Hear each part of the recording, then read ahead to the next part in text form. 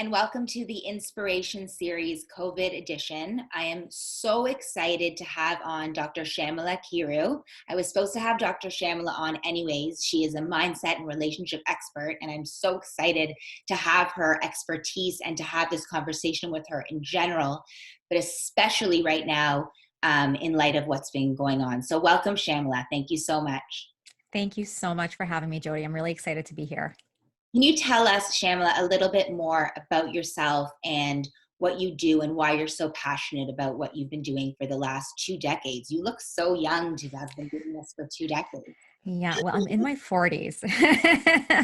I'm in my 40s. So yeah, I have been doing this a long time. It's been almost 2 decades. And my training and my background is as a couple and family therapist and a psychotherapist. I did my master's in counseling, and then I went on and did my doctorate in couple and family therapy. And I became really, really interested in the area of relationships. I became almost hyper obsessed with the area of relationships and really understanding what creates amazing relationships. And what I've come to understand, in the last 20 years of working with people is that I've truly come to believe that the quality of our life is tied to the quality of our relationships, right? And so what I've noticed time and time again is that when our relationships are in distress, we are in distress, right? So when our most important, our most intimate relationships, when they are stressed and strained, we are stressed and we are strained. And then it has a significant impact on our mental health, right? And then the flip side is also true, Jody, where when we are able to navigate our relationships well, and when we are able to show up as our best selves in our relationships, it actually creates a greater sense of success, both personally and professionally. It actually allows us, I think, to really contribute fully to our mission when we're feeling safely and securely connected. So for me, I think it was a combination of personal experiences. I'm married, I'm a mom, so navigating my own primary relationships. I also lead a clinical team, so navigating my professional relationships, and then working with so many clients and just really beginning to understand that, if I can help them to navigate their relationships, if I can help them to, set boundaries, to say no, to build authentic connections with the people that matter most to them, then I can truly help them to achieve so many of their goals. So that's sort of how I landed in this sort of unique space of really connecting mindset work or mindset mastery with building authentic connections. And so I've developed an entire signature program, an entire way of working based on these concepts. And it's become a real passion for me. Amazing. I'm so excited to get into this because for so many people, they're not going to even understand what that means. Mindset mastery, emotional intelligence. I want to really break this down for people so that after they watch this, they can be like, wow, and then, start their own journey. So another thing that I want to ask first, though, just from listening to you, is you talked about feeling safe and secure in our primary relationships. And, what I see a lot in couples is that they actually have no idea how to feel safe and secure. And I find that, um, even if we had the best parents in the world, the most loving parents in the world, what I'm learning more about neuroscience, and I'm not sure if you would back this or not, but I think it might be aligned, is that if we didn't have that emotional attachment as children, even if we had loving parents, Mm-hmm. that we didn't learn that. Is that what you're talking about? Yeah, that's one of the concepts that I'm talking about. Like, illuminate on that for people Yeah, who might not yeah, understand? yeah. So I want to back up and then I want to go back to that. And if I don't answer your question, ask me it again, Jody, because I want to make sure I get to that. But, the connection, you mentioned sort of the emotional intelligence piece. So what I've come to understand is in order for us to have these really great relationships, there are a couple of other things that need to happen first. The very first thing that has to happen, Jody, is we have to be able to and equipped to take radical responsibility for our own happiness. Mm. Okay. We really need to, and Stop for a second. Okay, because that's really, really important. And I agree wholeheartedly. So I just want to repeat that and make sure I heard it right.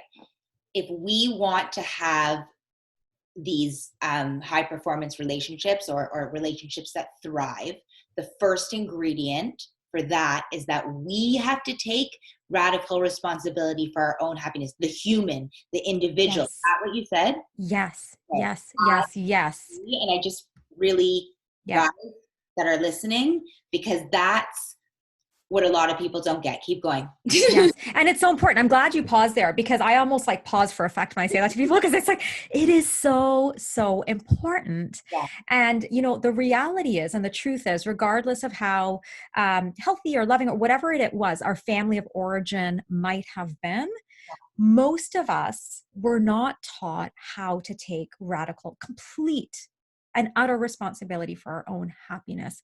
Most of us grew up within family systems where there was still a template of we put our crap on other people, or this person is making me angry, or that person's choice is so upsetting, or I can't deal with, my kid failing. And we get used to patterning ourselves and our relationships over around a really toxic template, right? So it's reprogramming and rewiring the way you see yourself in relationship to others, right? As someone who is capable of and who has a right and a responsibility to take care of their own emotions. Pause for a second, Anne, because I love what you said, capable of. When I'm working with people, often one-on-one around self-compassion stuff, which I think is quite similar, Mm-hmm. I'll often hear that, Shamla, Mm-hmm. I don't feel capable of self-compassion. I don't feel capable of making myself happy, or like Mm-hmm. what you're saying. Mm-hmm. What type of parenting leads to that? Mm-hmm. So often what happens is if we grew up in a family of origin where taking responsibility for our own stuff, our thoughts, our choices, our actions, our feelings, our behaviors, where each individual takes responsibility for all their own stuff. If that wasn't modeled, right, what ends up happening is we begin putting all of our power out there. It's And my mom's fault. It's my dad's fault. It's my, unless we had you as our parent, most of us probably were not parented that way, correct? I wasn't. Right. Right. Yeah. Yeah. Let's just be clear here. Most people watching also weren't parented that way. Right. As a result, Yes. your note from the research and work that you've done, you're noticing that that has led to this not understanding the radical responsibility for happiness, and thus we are missing the ingredient we need. Yes. Yes. And that's exactly it. When I say emotional intelligence, all I mean quite simply is being able to be aware of and regulate our own emotions, being able to be aware of and understand another's emotions, and then navigating our relationships from that space. Most of us were never taught that skill. So it's not our fault that we don't know how to do this. And it is not our fault when we authentically feel that we are not capable. We are incapable of self-compassion. We are incapable of self-regulation. We are incapable of, navigating our relationships. It's not our fault. We've never been taught how, right? But there are a set of skills, and the set of skills, Jody, is what emotional intelligence is. It's the set of skills that allows us to navigate our emotional and relational landscape. Does that make sense? It does. And I think it's fascinating because so many people, and I'm sure you see this too, show up in my office and they're unhappy in their relationships, marriages, Yes. they're not working right, and they feel like it's something that should be natural. And when it's not, either what's wrong with me or what's wrong with us. Yes. What's wrong with the marriage, right? Like these are the questions that go through our head. Exactly. So what I think is really, really, really important for people to understand is that it's not a natural thing, relationships, because of the way we were raised without this emotional world in our awareness. and we didn't have these skills and tools. Thus, marriages aren't this natural thing that should be easy and thriving. Is that what? Right. Yes. And I want to say, like I shared with your audience, I'm 40. Sorry, what were you saying? People beat themselves up for that. Yes. Too much. Yes. Yes, absolutely. I started sharing early, like I'm 43, right? I can't remember how old you are. I'm sure you've told me 39. you're right. We're close, Yeah. right? In age. And here's the thing is that, most of the people I work with, and probably maybe most of the people you work with, are sort of in and around my age group, right? Anywhere kind of mid 20s to kind of mid 40s, early 50s is sort of the population that I work with. And so most of us have been parented in a very similar way. And one of the key markers of how we have been parented is back then in our parents' generation, they had no understanding or concept of emotional intelligence. EQ, which is emotional intelligence, didn't exist. It wasn't a thing. Yeah. Nobody thought about it. We didn't have, I don't think we had enough awareness, research. Like all we knew, I grew up in a home. The funny story is you and I went to the same high school. Yeah, I know. Right? So I think back to my high school days. I grew up in a home where my parents told me, if you get good grades, right? You get straight A's, you get into the best university, you get an education. That's what's going to guarantee your success. Sure. They didn't tell me that to hurt me. They told me that to help me. Like that was what they knew. Yeah. Right? Is that the path to success was all about IQ. Yeah. Your working hard, your outcomes. Yes. Your mark, Yes. Yes. dedicated. Right. Right. But the landscape has changed, right? In the last, like I've been in practice for almost 20 years. I would say in the last 15 to 20 years, our landscape has completely changed to the point where now we understand that IQ is not what determines leadership or success. It's EQ. It's EQ, right? The top tier of all leaders, the people that are out there that you are drawn to, those people that you want to mentor you and right, those people you literally want to work with, they are defined by emotional intelligence. They may not have had the best grades in school, but they knew how to navigate their own emotions and they knew how to understand other people's emotions and they could negotiate those relationships well. So is that what emotional intelligence is? Knowing how to navigate your own and others' emotions? Is that Yes, it is knowing how it's knowing and understanding and regulating your emotions. So the awareness, right? Being able to be self-aware, but then to also be able to self-regulate your own. It is understanding another's emotions. Yeah. Right? Having that empathy, that compassion, that understanding for another's emotions. And from that space, then being able to negotiate your relationships. It's a powerful skill, personally and professionally. I agree. Right? And I've really come to believe that, people long for like happiness and success and all of these sorts of things.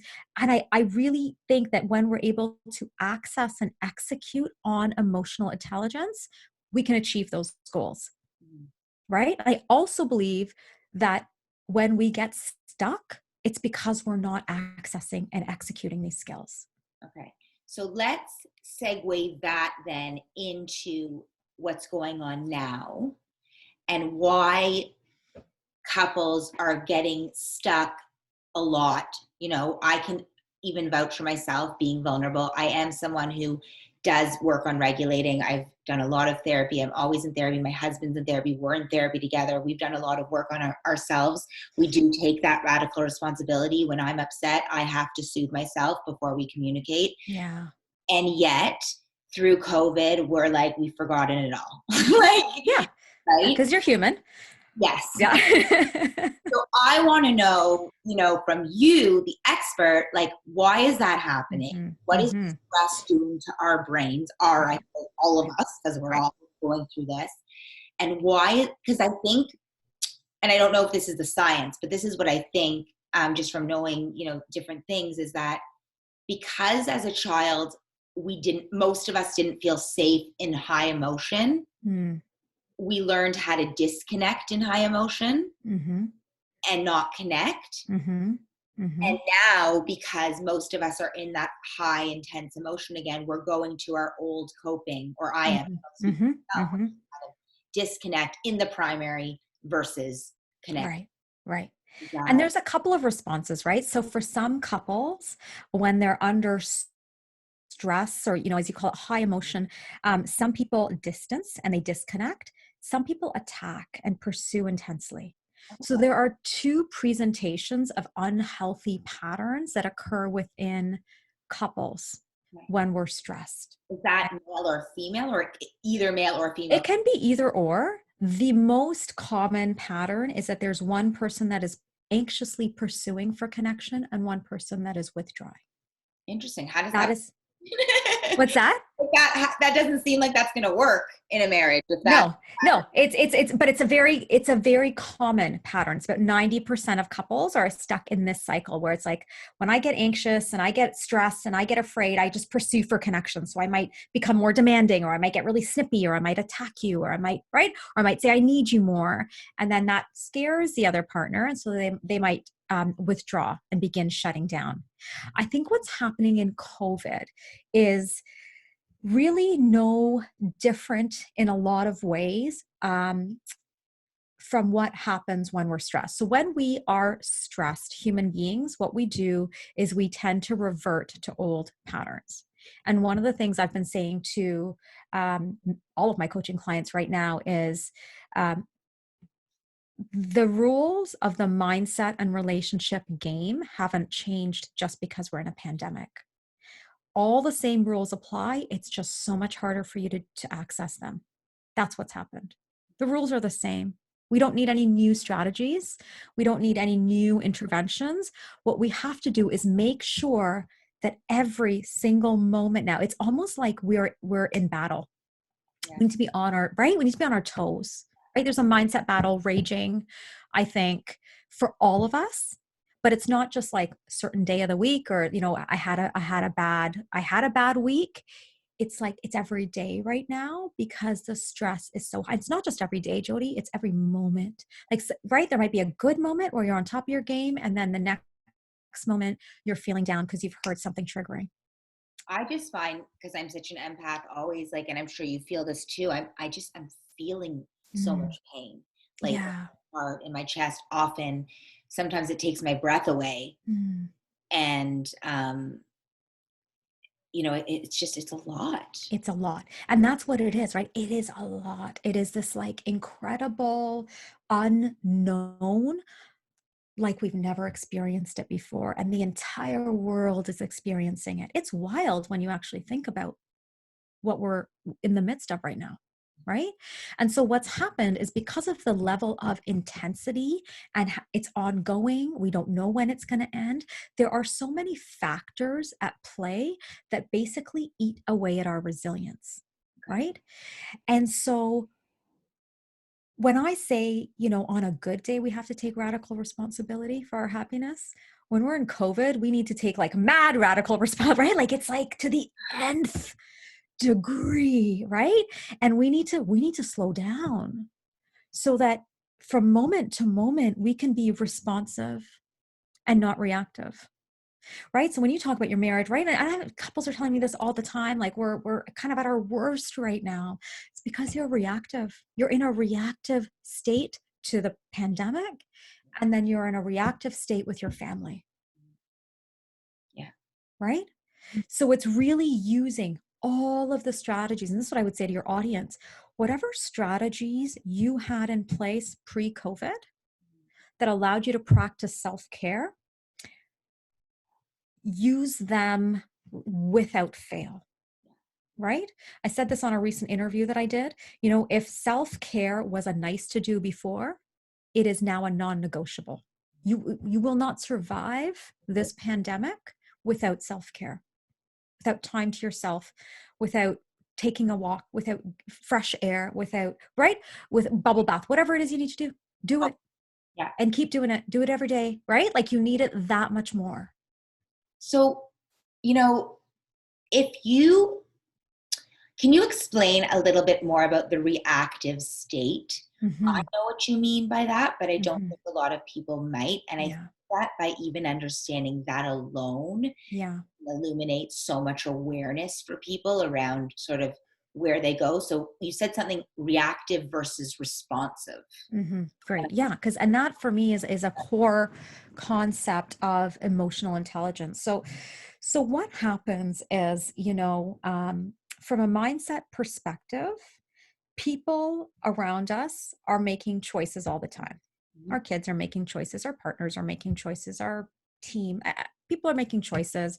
Um, so when we focus on things that we can't control from a mindset, like when we literally think about, so what I mean is when we think about and ruminate on things that we can't control, Jody, it increases our reactivity, which means we just kind of do and say whatever we're feeling right in that moment. So we're Okay. that child amygdala. Right. It's like, we might fly off the handle, we might yell, we might slam a door, we might, right, snicker, we might, whatever it is, whatever your natural reaction is, that's what you're going to do, right? When you focus on the things that you can't control. Okay. When we focus on what we can control, we are able to be responsive. We are all able to be responsive. Every single one of us. We have the capacity to be responsive, but it requires us to put on our big girl pants and be an adult and slow down and focus on what we can control. And there are only two things that we can control. We can control our thoughts. So you can control what you say to yourself, Right. and we can control our actions. You can control what you do, what you think and what you do. Those are the only two things, Jody, that you and I have control over. What So we think, what we do. I agree, but I have a question about the thinking because Mm-hmm. we're not always thinking the same thing. So, for example, when we're in high emotion, most Mm-hmm. people, when they're feeling anxious or sad or irritable Mm-hmm. or reactive, they're also thinking more negatively about Yes. themselves. And oftentimes, I feel, and people will say, I don't feel like I have control over that. Yes. So that is a brain trap called emotional reasoning. Right? Explain And that. that, yep.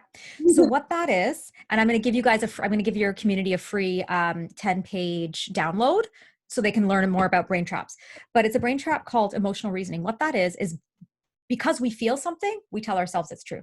Because I feel like I don't have control over my thoughts, I tell myself I don't have control over my thoughts.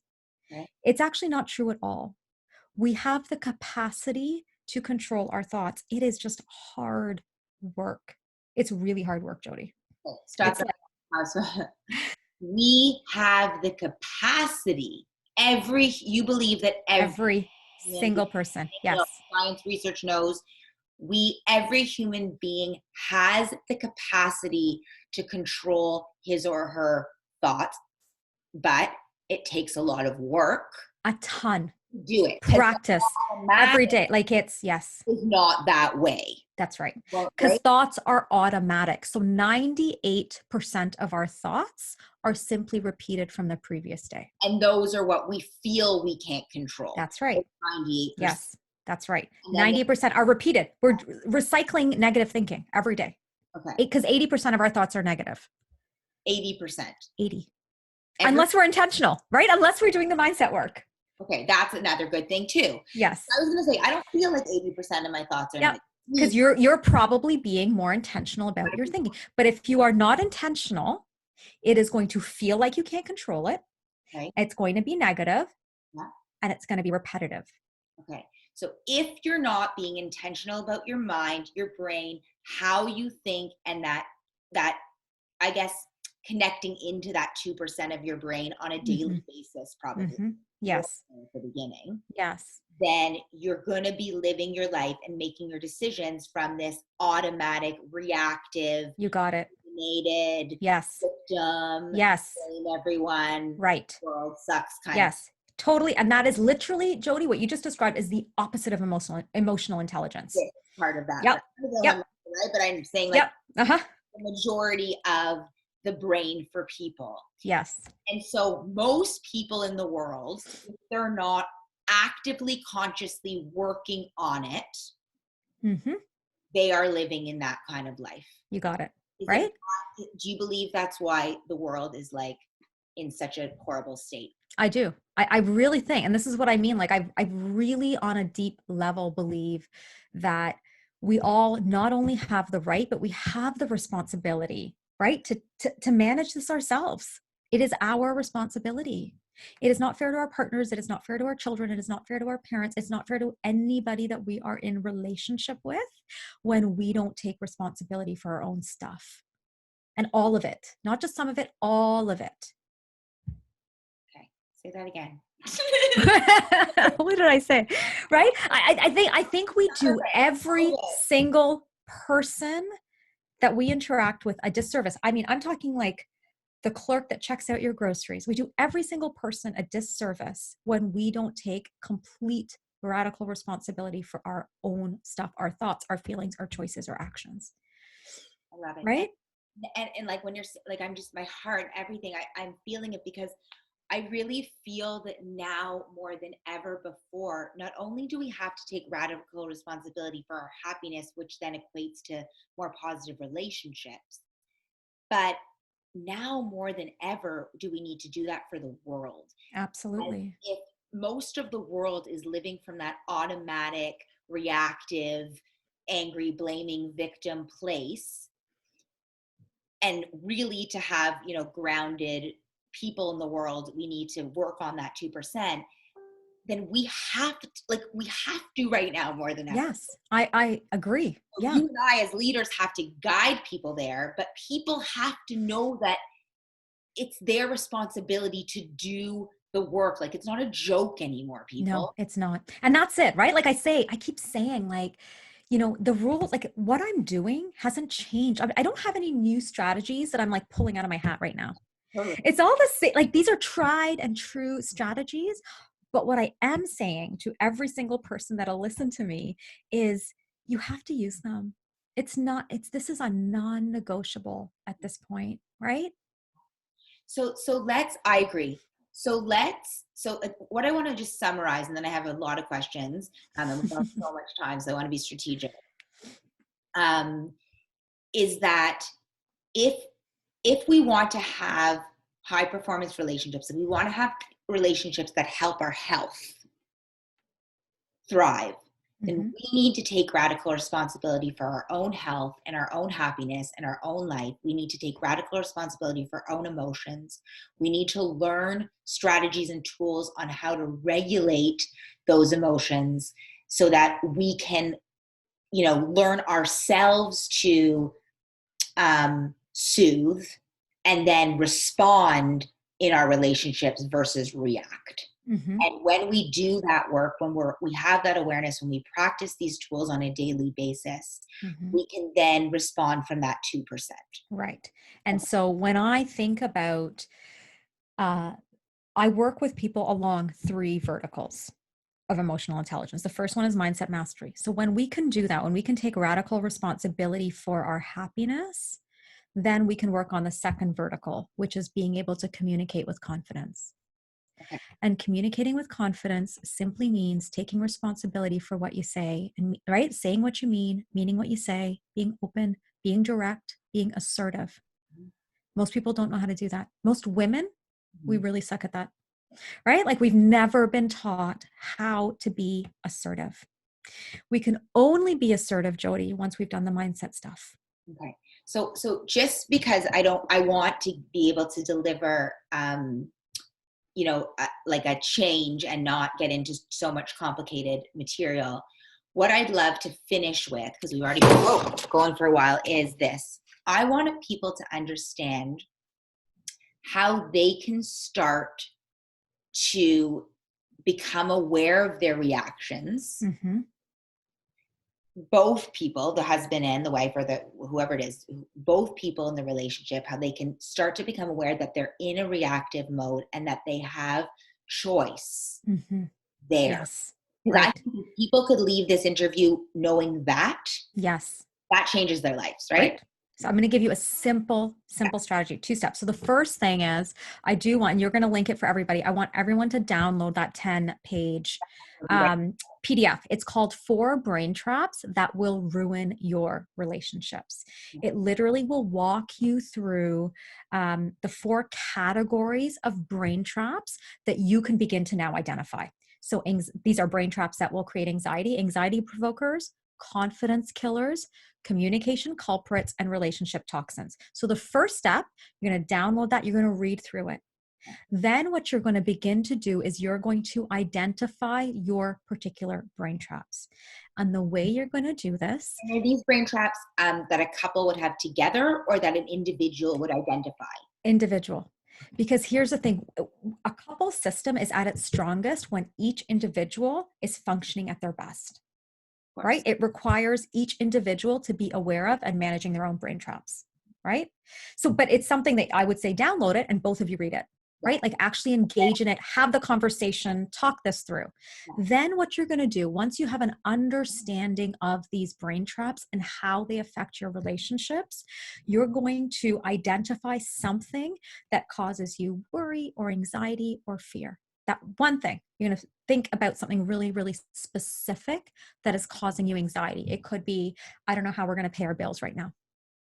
Could be, I can't, like, I don't know how much longer I can continue homeschooling my kids. Whatever it is, right? Something that's causing you anxiety, fear, worry. Okay. Then what you're going to do is you're going to take a sheet of paper. You're going to split it into 2 columns. Okay.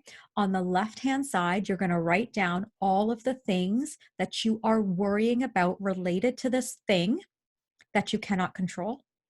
And then on the right-hand side, you're going to write down all of the things related to this thing that you can control. Your biggest hint, guys, is that on that right-hand side, when you're writing down the things that you can control, there are only 2 things you can control: your thoughts and your your thoughts and your actions. Sorry. It will always be the same.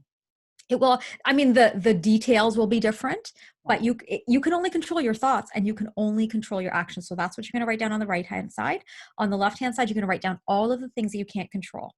And I will guarantee you, the more you focus on the things that you can't control, the more anxious you're going to feel. Okay. And so you need to begin to move towards acceptance of the things that you can't control, and you need to begin to action the things that you can control. That is going to be your most effective strategy for triaging your negative thoughts. And does that happen quickly? No. It does. It takes practice. And when you first start doing it, you're going to have to write it down every single time. But the more you do this practice, you can just start doing it in your head. Like now, when I'm worried about something, I can feel the worry. I'm like, oh gosh, I feel worried about something. And I'll immediately kind of do this in my head, right? I'll go, what can I actually control in this situation? What can I not control? Right? So, okay. So now I know I need to accept the things I can't control, and I need to action the things that I can control. Love it. And then right away that calms your nervous system. It begins to, right? There's no miracle solution to a lifetime of negative thinking. But if we practice these things moment to moment and day to day, if we continue to do this regularly, it becomes our new normative way of thinking. I understand. Yeah. It's so interesting because it's no different than the way I work with self-compassion, right? It's no different. It's just thinking, knowing your trigger, seeing the way you normally react, not judging it, being kind to yourself instead of being mean, which I believe neuroscientifically does calm the brain. Like, when we're critical to ourselves, that keeps us in that emotional place, right? Being kind is calming, right? So That's right. And also what you're saying is realizing that we have power and control. That's right. Is calming and empowering too. Absolutely. Yes. I'll hear from a lot of people, if say they don't eat sugar. A lot of my clients binge on, they have problems with sugar and eating, overeating. And a lot of people will say, the best part about achieving my goal is that I feel as though I have control of my brain, and that feeling is so great. Right.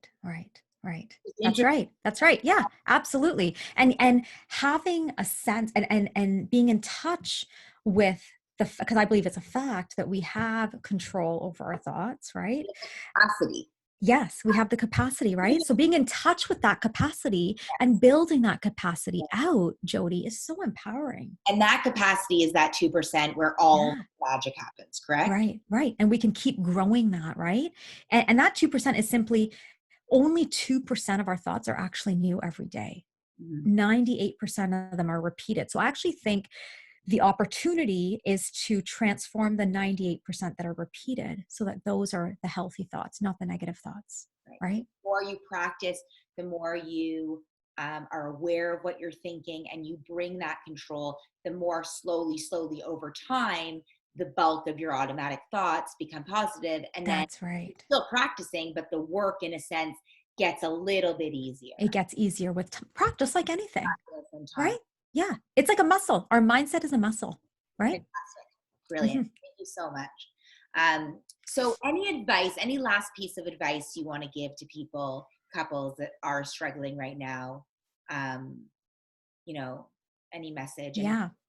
One thing because I work, sometimes I work with couples, but I'll often work with individuals and we're working through relationship issues. And one of the things I will say is it only takes one person to transform a relationship.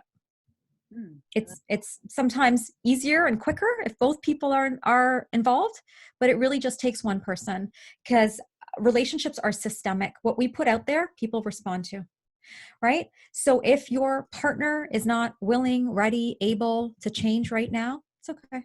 Do the work yourself, right? Like download that PDF. Look at the brain traps yourself, right? Manage your own worries. This is a level of responsibility I want people taking and I really believe that you have the power to transform your relationships and you don't need anybody else involved. Because the key ingredient to transform your relationships is to take radical responsibility for your. Totally. It's right up here, right? Like this is it. Yep. Yep. Mm-hmm. Thank you.